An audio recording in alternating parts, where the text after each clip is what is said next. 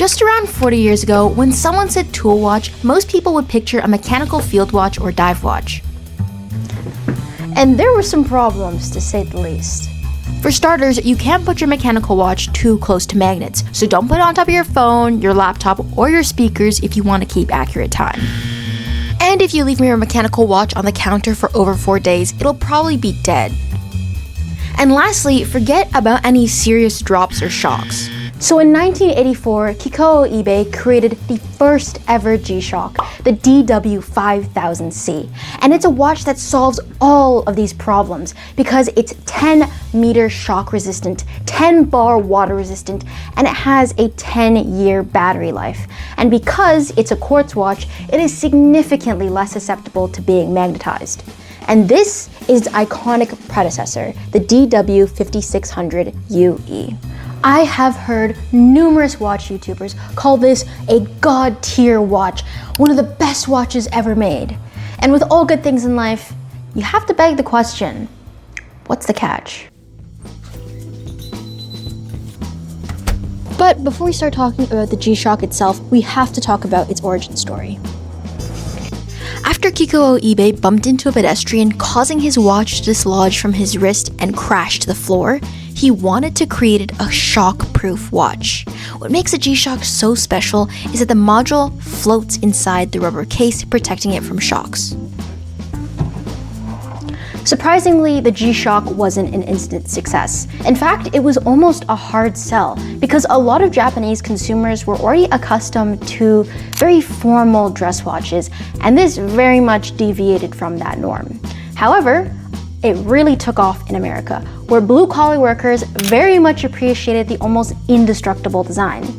And this commercial is one of the most popular Gshock ads of all time. The Casio Gshock has a super powerful shock absorber. That's why it withstands so much shock. Casio Gshock.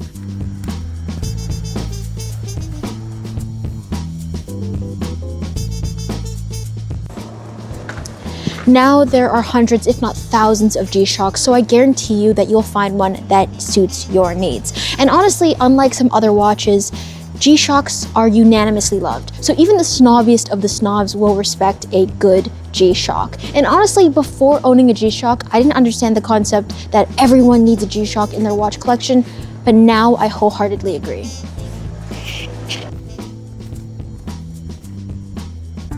Right now, this Gshock is selling for $50, which I think is an absolute steal. If you're enjoying this video, I am so glad that you are because I put in a lot of time and effort into crafting these videos. And my request from you is if you would leave a like and potentially even subscribe, because it just signals to YouTube that you've enjoyed this video. And also comment down below if you own a Gshock of your own, what you like, what you dislike, what model it is. I would be very curious to know. And also, if you're interested in this particular model, the DW5600 UE, or some other popular Gshock models, I will leave some affiliate links in the description down below, so make sure to use those to support the channel.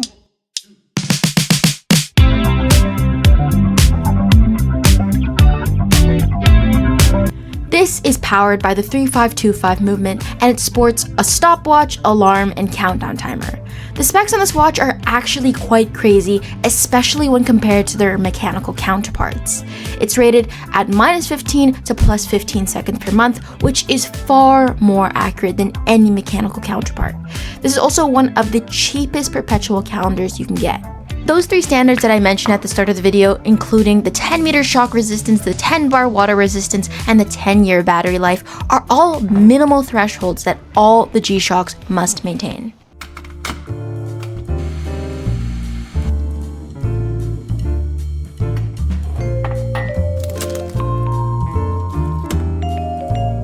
Gshocks are truly the ThinkPads of the watch world. They're workhorse, dependable tools, so much so that NASA actually approved of the 5600 for space travel. And Teddy Baldessar dropped one out of a helicopter 40 meters above ground.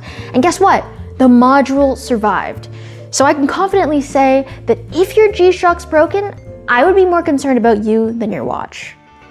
This comes in at 42.4 millimeters in diameter, if you can even call it that, 12.5 millimeters in thickness, the top of the strap is 26 millimeters wide, and the end of the strap is 20.8 millimeters. This watch is heavily inspired by the DW5000C, and the only major visual differentiator is that this has a white ring around the dial, whereas the original has a red ring around it. This is made from a resin body, and it has a recessed mineral crystal that makes the watch look very tooly and utilitarian. Now, some of you may be wondering why this doesn't have a sapphire crystal, and that's because although mineral crystals are less scratch resistant, they are less likely to shatter into tiny little pieces, which can be very dangerous. And unfortunately, since the lug width is 16 millimeters, it will be difficult to find a strap that suits this watch.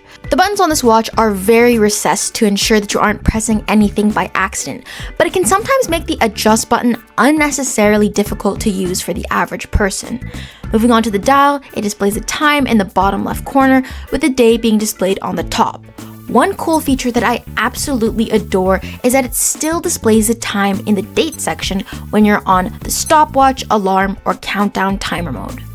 This particular variant has a white LED that I would say shines as brightly as I need it, and far surpasses my pathetic A158W green excuse for a light. It has been an absolute pleasure wearing this Gshock, and honestly, that is an understatement. Because trust me when I say that even though these dimensions may seem a little bit scary, a little bit big, unwieldy, the very, very lightweight and comfortable resin case and the design of this watch makes it so that when you put it on your wrist, it'll seem like it was almost designed for your wrist specifically. It's honestly just that good. And I would say that one of the reasons that this watch is so charming is because of the color scheme. The fact that this has white, blue, red, yellow, and black, and they all work together cohesively for some reason, it just puts a smile on my face. And I love the fact that when I wake up in the morning and I look at my watches, I can just put this on my wrist and know that during the day, if I decide to go skydiving, if I decide to go diving, if I decide to go hiking, I can wear this with confidence, knowing that I will probably die before this does. And that is just such an awesome feeling, because obviously with my other mechanical watches, I don't baby them. I think the scratches really do tell a story, but there is a tinge of hesitancy when I'm doing things. I ensure that when I put my watch down, I don't put it on top of my phone because otherwise it'll get magnetized. When I'm walking around and I bang my watch against the wall, there is a slight bit of uneasiness because when I reel my wrist back in, I don't know if the crystal has, for instance, scratched or if the crystal has shattered even. But with this, I don't feel any of that concern. And another reason that I really love this watch is because of all the functions. It really has all the functions I need. It has a stopwatch, a countdown timer, and an alarm. And I honestly use these features all the time. And honestly, there's just nothing bad I can say about this. You're not gonna wear this to a formal event, but I think that's a given. But when it comes to basically any other occasion in life, whether that be hanging out with family or friends, or going to work, going to school, this will definitely suit the occasion. Okay, so for the better part of 2 weeks, I was trying to think of a noteworthy downside because I want to ensure that all of my reviews are as balanced and honest as they can be. So I thought, and thought again, and this is what I have to say.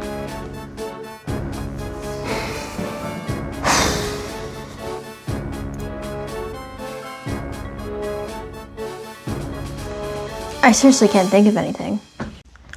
So if you couldn't already tell, my final verdict is an astounding yes. Honestly, I was really trying to figure out what a downside to the watch is. And outside of the fact that you can't wear it to a formal event, which isn't even a downside, I really don't see an issue with this Gshock, and trust me, I have tried. But this shouldn't have come as a shock to me because there's a reason that Casio has god tier status within this hobby. These little watches are so great, especially in this noisy, crazy world of watches. It's great to come back to a watch that really just grounds you and it gives you all the fundamentals of a watch that you would realistically want. So I want to thank you so much for watching this video. It really, really means a lot to me. I took a 3-month hiatus because there has been a lot of work in the past 3 months, and I am so, so happy to be back.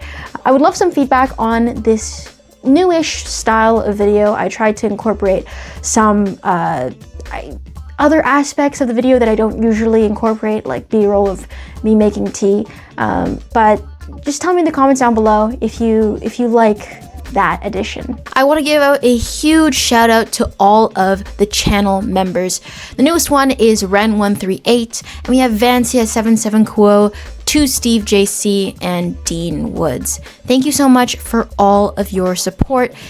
It's still crazy to me that there are people who are actually willing to become channel members, but yeah, thank you so much. I really appreciate it. And as always, I hope that this channel patinas like your favorite watch. I'll see you on another episode on the Time Ticker.